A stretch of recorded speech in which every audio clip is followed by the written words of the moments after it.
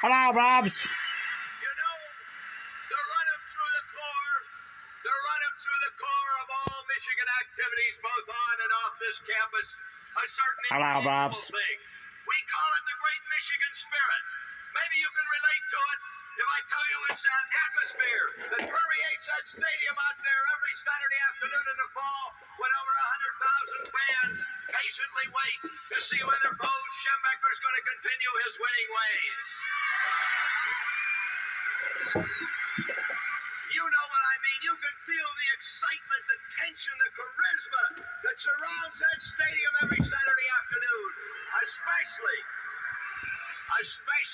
10 to 14 minutes before kickoff when a hush settles over that stadium and we all anxiously wait for that simple forward command to emanate out of the PA system.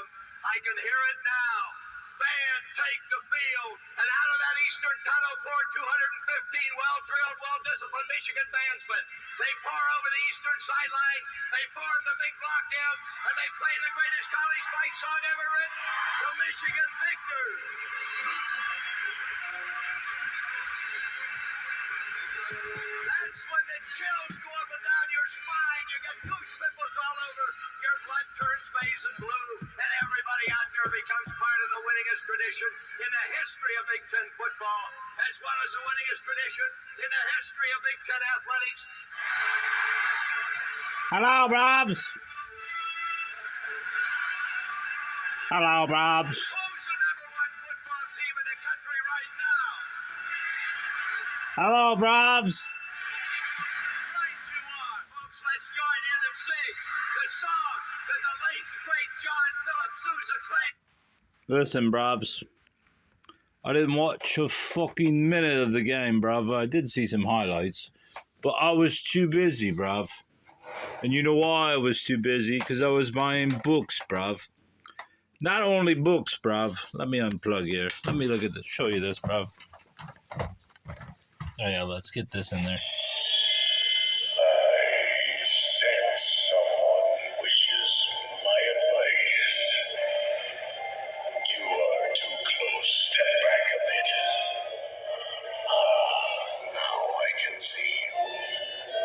Always remember, a conscience is what hurts when all of your other parts feel so good.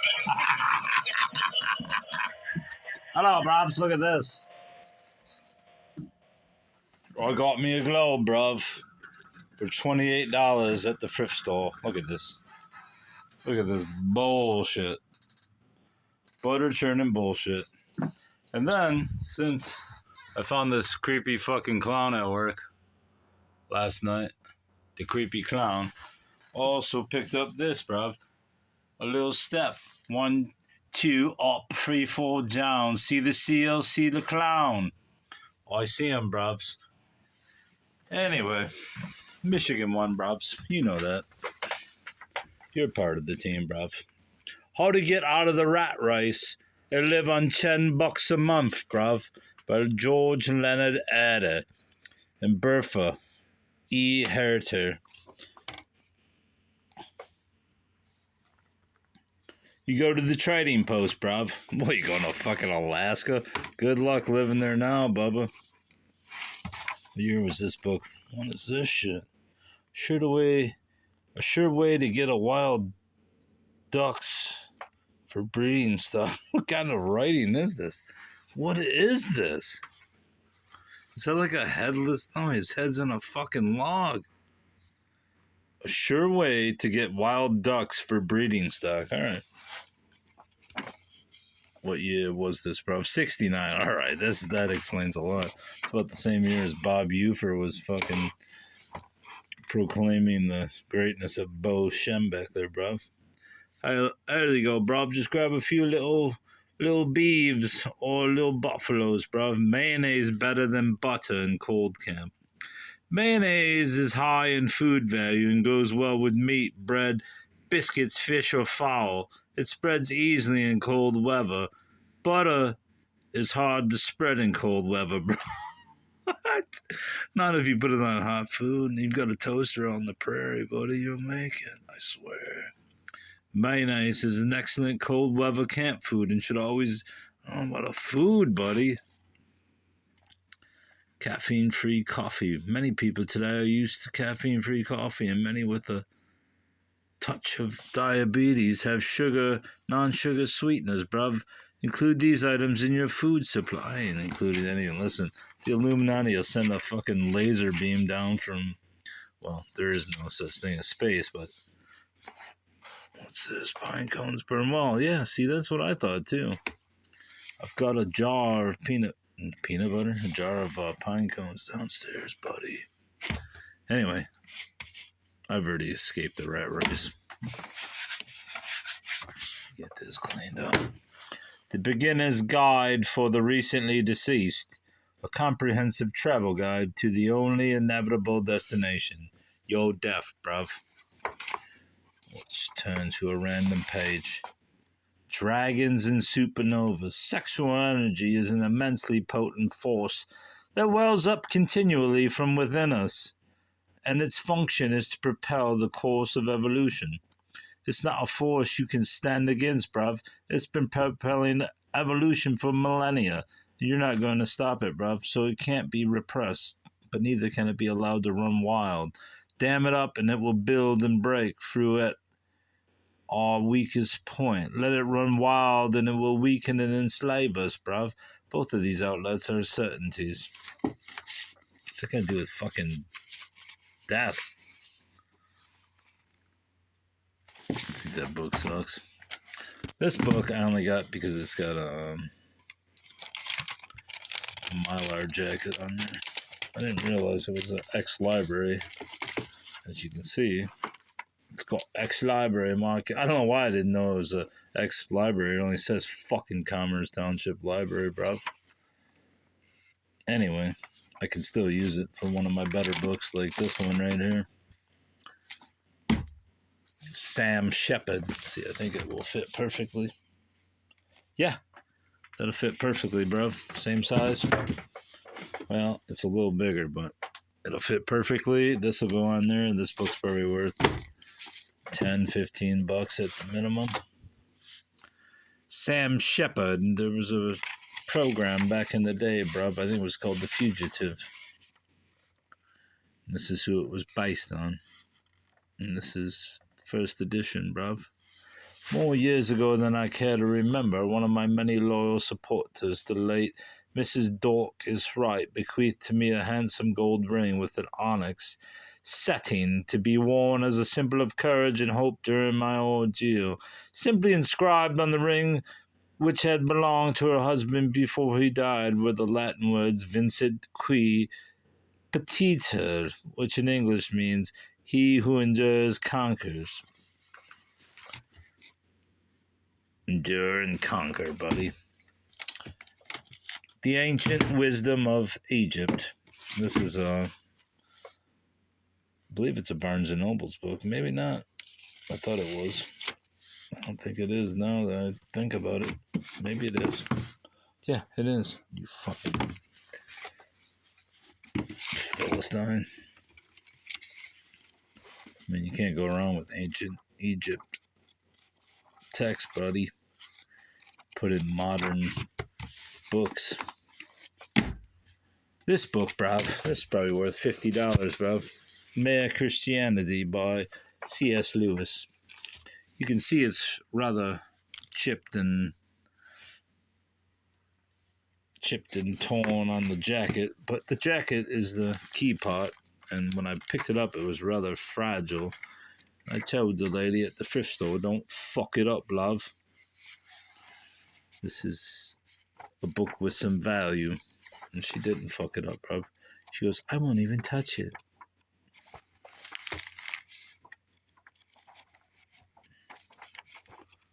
So yeah, now I have this. I don't know what I have. As far as C.S. Lewis is concerned, let me go look, bro. We got 14 minutes on this. What we got down here? I know we got some C.S. Lewis. There we go. I don't believe. Now I have this, a biography of C.S. Lewis. And another biography. And then I have some paperbacks. but I don't have that one. All right, bro, that'll be a nice addition. This is a good one, bruv. My favorite of the day. The House of Night, The Nightmare, and Other Eerie Tales. Did I fucking put that jacket on wrong?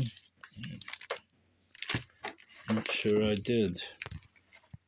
I think it's just the way it's in there. And Other Eerie Tales chosen by Kathleen Lyons. The name is Lyons.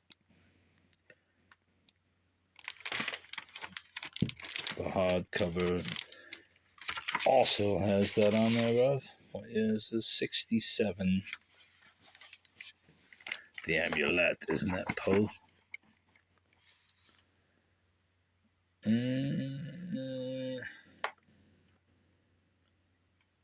don't really see anybody. Joyce Dixon, My Haunted Houses. De La Mall. There's Ambrose Bierce. The Hair. Walter de la Mare. Ambrose Bierce again. And The Monkey's Paw. I don't see any Poe. Gabriel Ernest Saki. No, I don't see any Edgar Poe, bruv. But minimally, this book is probably worth $25. And it's got a great cover of bats. Yeah. American Heiress, The Wild Saga of the Kidnapping, Crimes, and Trial of Patty Hearst. Henry Ford Village Library. I have a couple books on Patty Hearst. Fucking crazy bitch. Since I don't really know the story of Patty Hearst, I mean, I know the details of it, but or the basic outline that she was kidnapped and she joined whoever these fucking SLA in their crime spree. Well, I don't really know if she really was what's that called, where Stockholm Syndrome. I don't really know the full story of it, so I won't comment. But from a general standpoint, I don't believe she had Stockholm Syndrome, bruv. I believe she was part of the cabal. The Stately Ghost of England. A nice cover. It's got that tombstone art for the cover art. The Stately Ghost of England. Oh, here's this book. What a rough day of buying books. 87. I thought it was older. 87 would be good, though. Stately Ghost of England is Diana Norman's account of the tours she made with psychic Tom Corbett as he attempted to find, clarify, and catalogue the spectral personalities found in the stately homes of England, 4/5 of which, according to some estimates, are haunted. 4/5 of all stately homes, or just the ones that she investigated? Time and time again, Tom Corbett would stop in an empty bedroom, hallway, or library and describe the ghost he had located. I don't believe that bullshit. I am not a particular fan of Oscar Wilde, but I have quite a few copies of Dorian Gray. Most all vintage, but this one was a modern library, and I picked it up because why not? It's probably easily worth $10 or $15. Maybe not, though. I don't know. I believe it is. The Greatest, My Own Story by Muhammad Ali. I was hoping it would be signed, but I just ripped it. Oh, did I? It's a book club edition.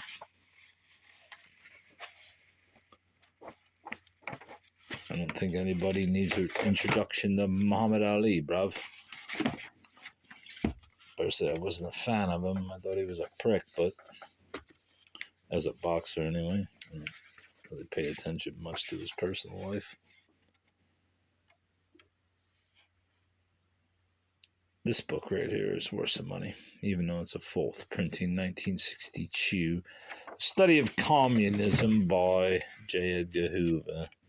I've seen this book sell for $50+ dollars. Though my copy has a little bit of soiling, foxing, and all that good stuff. I will get a dust jacket on it, bruv. Look at that fucking weirdo. I don't like him, bruv. I don't like him at all. I'll toss this one in just because I bought it with him. Soul Music by Terry Pratchett. I'm not going to talk about it because I don't really like Terry Pratchett. I don't like that fucking sci-fi bullshit. Although he's more of like, what is it called? Not sci-fi, but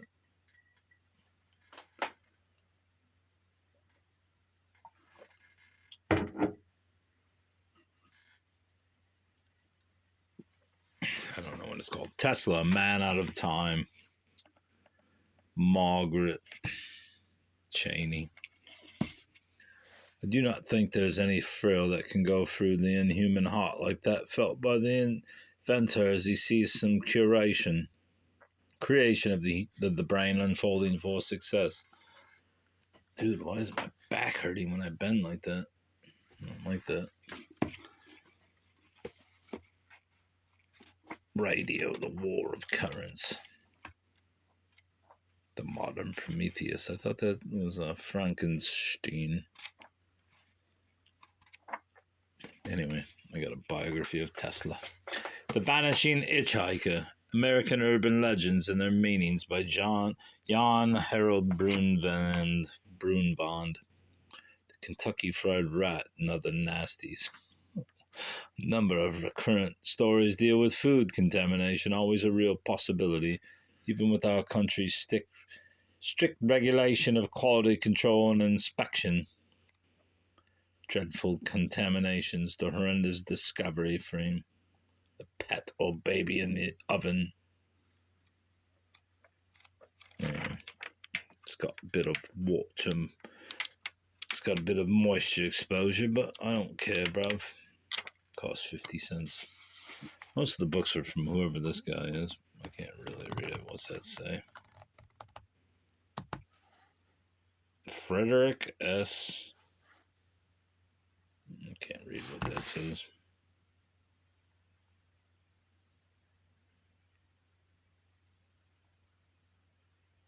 Dead ghosty? The fuck does that say? I can't understand what it means, bro. Library of Frederick. I can't read what it says. Anyways, bruv, then we also have, and the credit to his rice, the hard life and time of Joseph Lewis Barrow, a.k.a. Joe Louis. I didn't know his last name was Barrow. So he just went by Lewis? I didn't know that. How did I never know that? He was the first black symbol to draw the American white as well as black conscience. Did not know his name was Barrow. It's crazy.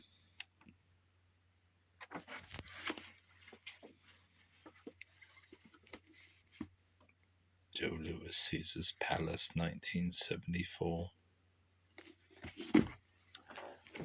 Good Cops, Bad Verdicts, How Racial Politics Convicted Us of Murder by Larry Nevers. You don't have to like it, bruv. You don't have to believe in it. But it's a signed book and I got it.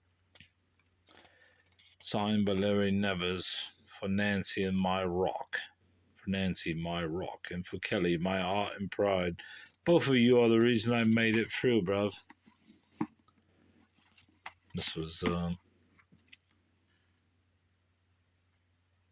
the death of Malice Green, which came, I don't remember what year, mid-90s probably, sometime after the,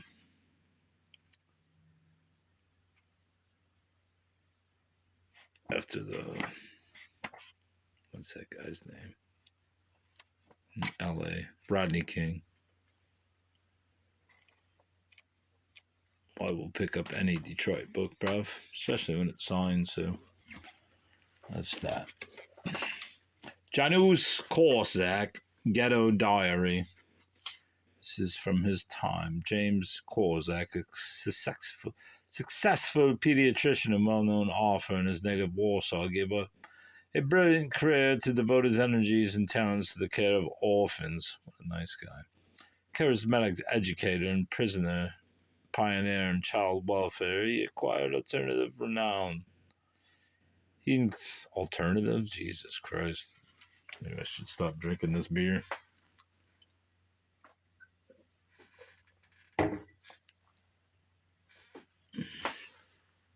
It's about the Warsaw Ghetto and Jews in prison camps. The Last Walk of Janusz Korczak, a prose poem, the Karl Marx of the Children. Yes, this is from 78. The Ghetto Diary. Usually not a fan of Holocaust remembrances, but this is vintage and it's got a cool cover. And it's a hard cover. What's that say right there? U.S. Holocaust. What's that say? Museum? The fucking glare on this thing is astounding. Balkan Ghosts. The Journey Through History. I believe this starts at the assassination of Archduke Franz Ferdinand in Sarajevo, and where it will likely end. Yet few of us today truly comprehend the nature of the blood feuds that have recently been rekindled in the tradition of Rebecca West and Paul Theroux. Veteran reporter, travel writer, Kaplan's Odyssey takes the reader from Vienna to near Istanbul through southern Austria and Croatia. Blah, blah, blah. Was the greatest college fight song ever written. The Michigan Victors. Finish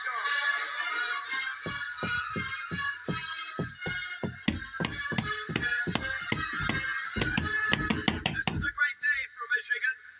So was Saturday, November 22nd of 1969. You remember when Woody Hayes came to Ann Arbor with a team that was billed as a dream team of the 1960s, heralded as one of the greatest teams in the 100-year history of intercollegiate football, Ohio. riding a 22-game winning streak. No Michigan fan Apple. will ever forget that. That was Saturday, November 22nd, 1969, the day Ohio came to bury Michigan, all wrapped in maize and blue. The words were said, the prayers were read, and everybody cried. But when they closed the coffin, there was someone else inside. Oh, the Buckeyes came to bury the Wolverines, but Michigan wasn't dead. And when the game was over, it was someone else instead. 22 Michigan Wolverines put on the gloves of gray.